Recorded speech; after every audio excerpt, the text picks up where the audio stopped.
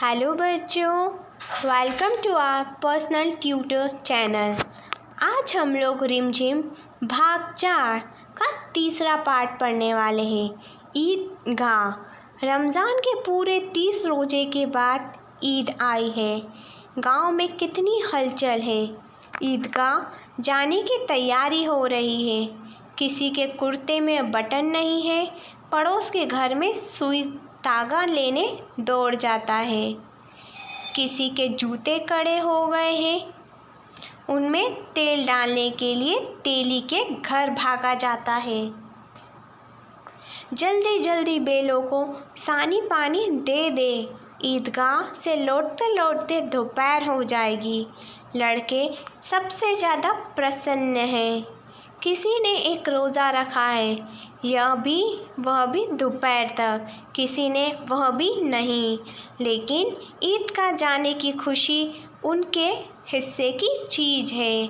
रोज़ बड़े बूढ़ों के लिए होंगे, रोज़े तो बड़े बूढ़ों के लिए होंगे, इनके लिए तो ईद है। रोज़ ईद का नाम रटते थे, आज वह आ गई। अब जल्दी पड़ी है, लोग ईदगाह क्यों नहीं चलते।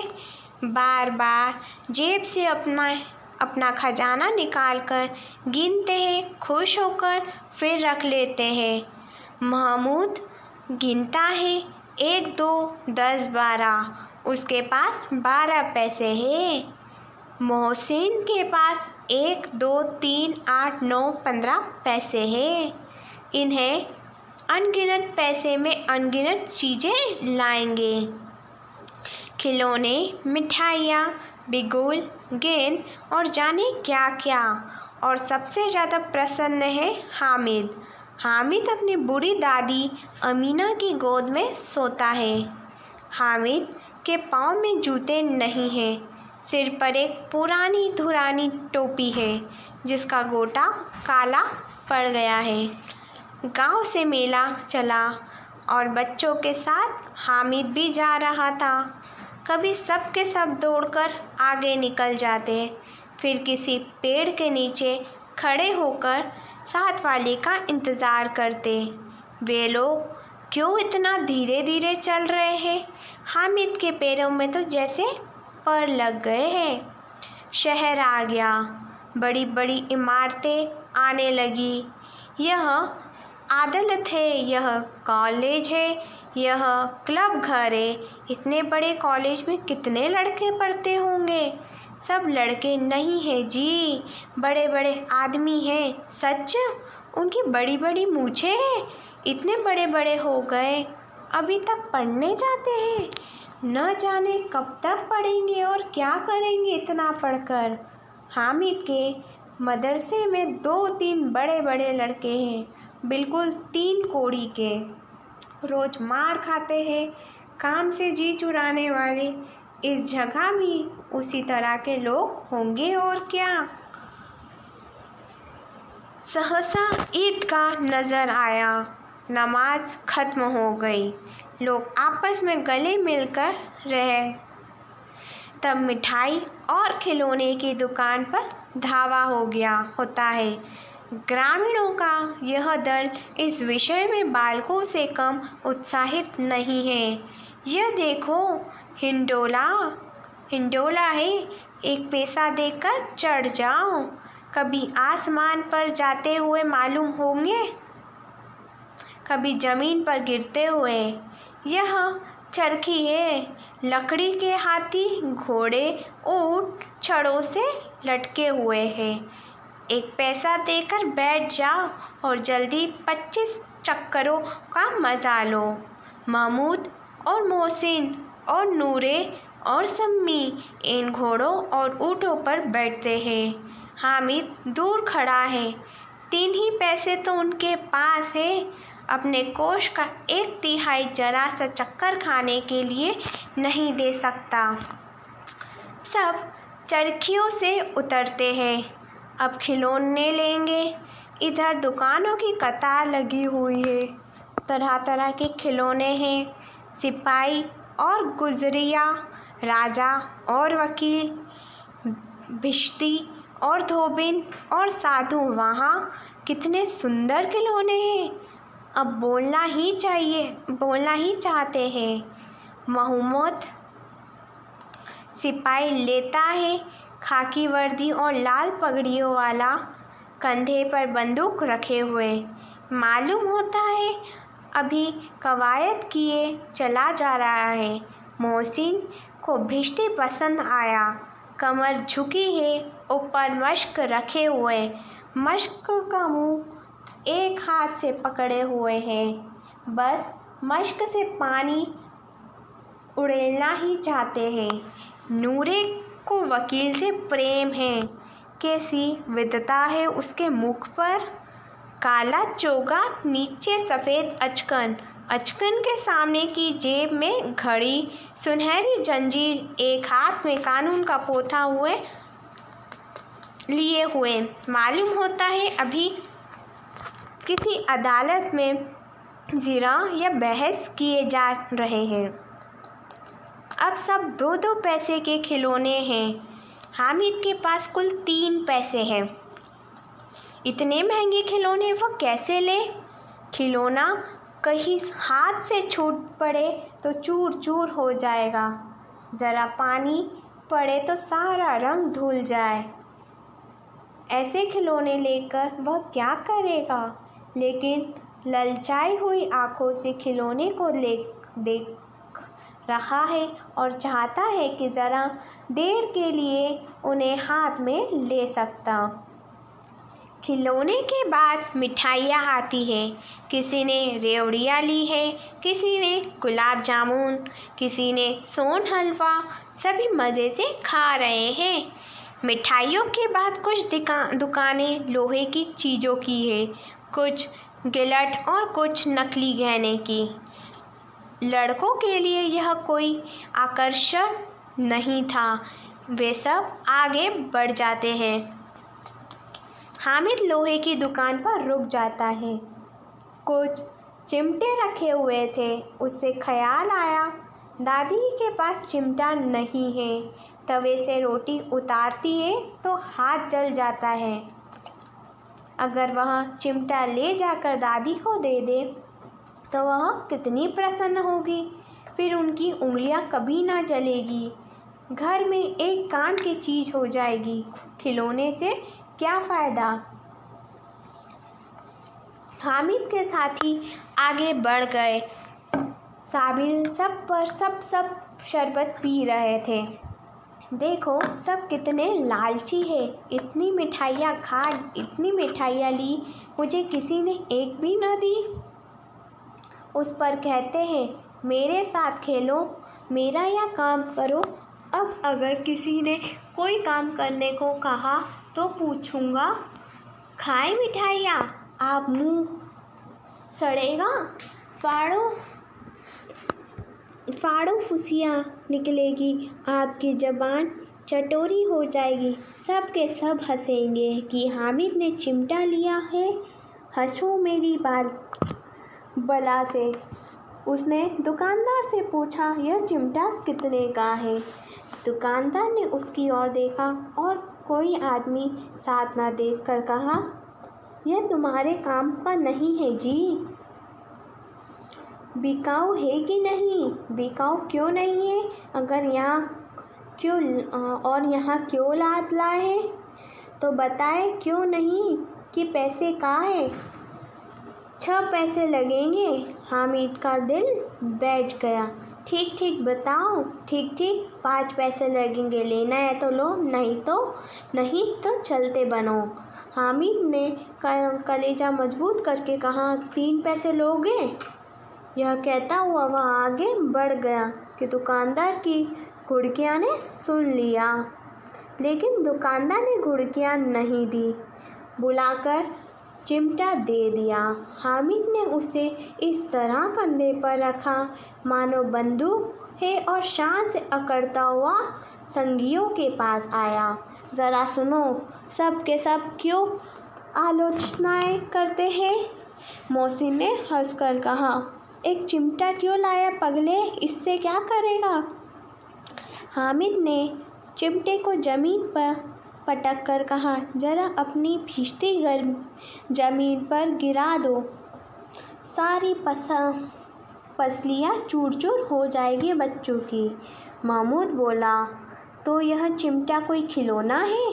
हामिद, खिलौना क्यों नहीं है, अभी कंधे पर रखा, बंदूक हो गई, हाथ में लिया, फ़कीरों का चिमटा हो गया। चाहूँ तो इसमें मंजीरे का काम ले सकता हूँ। एक चिमटा जमा दूँ तो तुम लोग के सारे खिलौने की जान निकल जाए। तुम्हारे खिलौने कितने ही हो जोर लगाए, मेरे चिमटे का बल भी बाका नहीं कर सकते। मेरा बहादुर शेर है चिमटा। रम्मी ने खजरी ली थी, प्रभावित होकर बोली, मेरी खजरी से बदलोगे? 2 आने की है। हामिद ने खजरी की ओर उपेक्षा से देखा। मेरा चिमटा चाहे तुम्हारी खजरी का पेट फाड़ डाले, बस एक चमड़े की झल्ली लगा दी। डब डब बोलने लगी, जरा सा पानी लग जाए तो खत्म हो जाएगी। मेरा बहादुर चिमटा आग में, पानी में, आंधी में, तूफान में बराबर डटा खड़ा रहेगा। चिमटे ने सभी को मोहित कर लिया, लेकिन अब पैसे किसके पास धरे हैं। फिर मेले से दूर निकल आए हैं। 9 कब के बज गए, धूप तेज हो रही है, घर पहुंचने की जल्दी हो रही है। बाप से जिद कर रहे तो चिमटा नहीं मिल सकता। हामिद है बड़ा चालाक, इसलिए बदमाश ने अपने पैसे बचा रखे थे। अब बालकों के 2 दल हो गए हैं, एक और मिट्टी है, दूसरी और लोहा। अगर कोई शेर आ जाए, मियाँ बिजली के छक्के छूट जाए, मियाँ सिपाही मिट्टी की बंदूक छोड़कर भागे, वकील साहब की नानी मर जाए, चौके में मुंह छिपाकर जमीन पर लेट जाए, मगर यह चिमटा एक बहादुर, यह रुस्तमे हिंद लपक लपक कर शेर की गर्दन पर सवार हो जाएगा और आंखें निकाल लेगा। मौसी ने एड़ी चोटी का जोर लगाकर कहा, अच्छा, पानी तो नहीं भर सकता।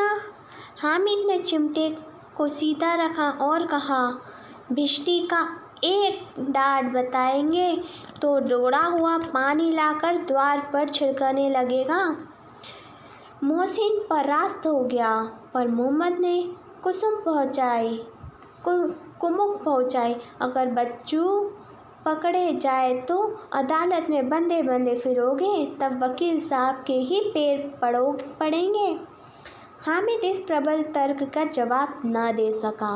उसने पूछा, हमें पकड़ने कौन आएगा? नूरे ने अकड़कर कहा, यह सिपाही बंदूक वाला।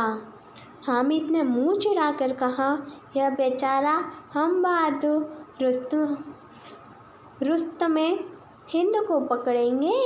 अच्छा लाओ, अभी जरा कुश्ती हो जाए, इसकी सूरत देखकर दूध से भागेंगे, पकड़ेंगे क्या बेचारे।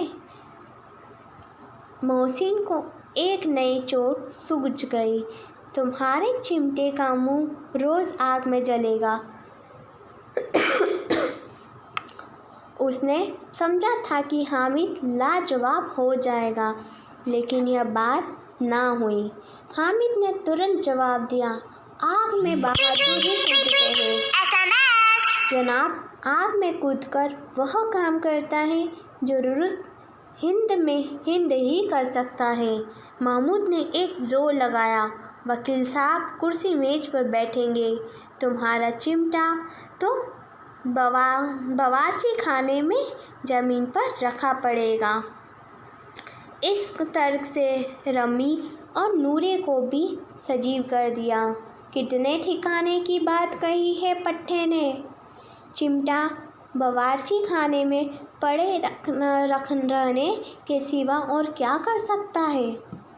हामिद का कोई फड़फड़ाता हुआ जवाब ना सूझा तो उसने धांधली शुरू कि मेरा चिमटा बावर्ची खाने में नहीं रहेगा। वकील साहब कुर्सी पर बैठेंगे तो जाकर उन्हें ज़मीन पर पटक देगा और उनका कानून उनके पेट में डाल देगा। कानून को पेट में डालने वाली बात छा गई। ऐसी छाए कि तीनों रुस्मा मुँह ताकने रह गए। हामिद ने मैदान मार लिया। उसका चिमटा रुस्तम हिंद है। अब इसमें मोहसिन, महमूद, नूरे, सम्मी किसी को भी आपत्ति नहीं हो सकती। औरों ने 3-3, 4-4 आने पैसे खर्च दिए पर कोई काम की चीज़ ना ले सके। हामिद ने 3 पैसे में रंग जमा लिया। सच ही तो है, खिलौनों का क्या भरोसा, टूट फूट जाएंगे। हामिद का चिमटा तो बना रहेगा बरसों। संधि की शर्तें तय होने लगी। मोहसिन ने कहा, ज़रा अपना चिमटा दो, हम भी देखें। तुम हमारा भिश्ती लेकर देखो। महमूद और नूरे ने अपनी अपनी खिलौने पेश किए। हामिद को इन शर्तों के मानने में कोई आपत्ति न थी। चिमटा बारी बारी से सबके हाथ में गया और उनके खिलौने बारी बारी से हामिद के हाथ में आए। कितने खूबसूरत खिलौने हैं। हामिद ने हारने वालों के आंसू पोंछे। मैं तुम्हें चिढ़ा रहा हूँ। सच यह चिमटा बड़ा इस खिलौने की क्या बराबरी करेगा। मालूम होता है, अब बोलो तब बोलो। मोहसिन, लेकिन इन खिलौनों के लिए कोई हमें दुआ तो न देगा। महमूद, दुआओं के लिए फिरते हो, उल्टे मार ना पड़े। अम्मा ज़रूर कहेगी कि मेले में यही मिट्टी के खिलौने मिले।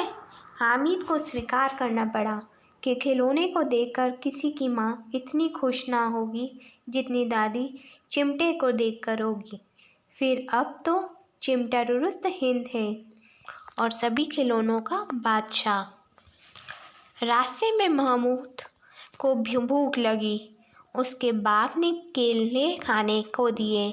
महमूद ने केवल हामिद को साजी बनाया। उसके अन्य मित्र मुंह ताकने रह गए। यह तो चिमटे का प्रसाद था। 11 बजे सारे गांव में हलचल मच गई। मेले वाले आ गए। मोहसिन की छोटी बहन ने दौड़कर भिश्ती उसके हाथ से छीन लिया और मारे खुशी के जो उछली तो मियाँ भिश्ती नीचे आ रहे हैं और पल्लों सिधारे। इस पर भाई बहन ने मारपीट हुई। दोनों खूब रोए। उनकी अम्मा यह शोर सुनकर बिगड़ी और दोनों को ऊपर से 2-2 चांटे और लगाए।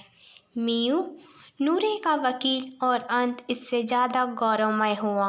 वकील ज़मीन पर या ताक पर तो नहीं बैठ सकता। दीवार में 2 खुटिया गाड़ी गई। उन पर लकड़ी का एक पटरा रखा गया। पतरे पर कागज का कालीन बिछाया गया।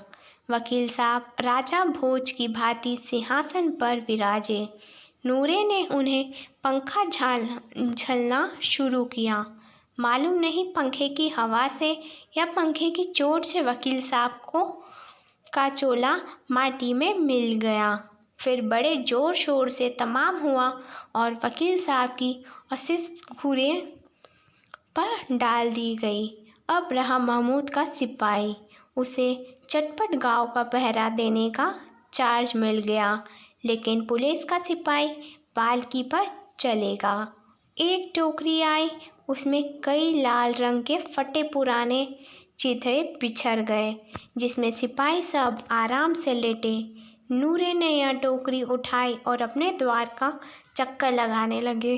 उनके दोनों छोटे भाई सिपाही की तरह छोने वाले जागते लुगे पुकारते चले गए। महमूद को ठोकर लग गई। टोकरी उसके हाथ से छूटकर गिर गई और मियाँ सिपाही अपनी बंदूक लिए ज़मीन पर आ जाते हैं और उनकी एक टांग में विकार आ जाता। महमूद को आज ज्ञात हुआ कि वह अच्छा डॉक्टर है। उसको एक ऐसा मरहम मिल गया जिससे वह टूटी टांग को आनान फनान से में जोड़ सकता है। टांग जोड़ दी जाती है, लेकिन सिपाही को ज्यों ही खड़ा किया जाता है, टांग जवाब दे देती है। शल्क क्रिया असफल हुई, तब दूसरी टांग भी तोड़ दी जाती है। अब कम से कम एक जगह आराम से बैठे तो सकता है। अब मियाँ हामिद का हाल सुनिए। आनिम उसकी आवाज़ सुनते ही दौड़ी और उसे गोद में उठाकर प्यार करने लगी। सहसा उसके हाथ में चिमटा देखकर वह चौंकी। यह चिमटा कहाँ था? मैंने मोल लिया है।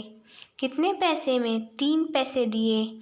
आमिर ने छाती पीट ली। यह कैसा बेसमझ लड़का है कि दोपहर हुआ, कुछ खाया ना पिया, लाया क्या यह चिमटा? सारे मेले में तुझे कोई और चीज़ न मिली जो यह लोहे का चिमटा उठा लाया? हामिद ने कहा, तुम्हारी उंगलियां तवे से जल जाती है, इसलिए मैंने इसे ले लिया। बुढ़िया का क्रोध तुरंत स्नेह में बदल गया। बच्चे में कितना त्याग, कितना सद्भाव और कितना विवेक है। दूसरों को खिलौने लेते और मिठाई खाते देखकर इसका मन कितना ललचाया होगा। वह भी इसे अपनी बुढ़िया दादी की याद बनी रही। अमीना का मन गदगद हो गया। वह रोने लगी, दामन फैलाकर हामिद को दुआएं देती जाती थी और आंसू की बड़ी बड़ी बूंदें गिरती जाती थी। वैसे यही यह पाठ समाप्त हुआ। इस पाठ के लेखक का नाम है प्रेमचंद। बच्चों, अगर आपको किसी भी चैप्टर में कोई भी डाउट हो तो प्लीज़ कमेंट करके बताएं। Thank you.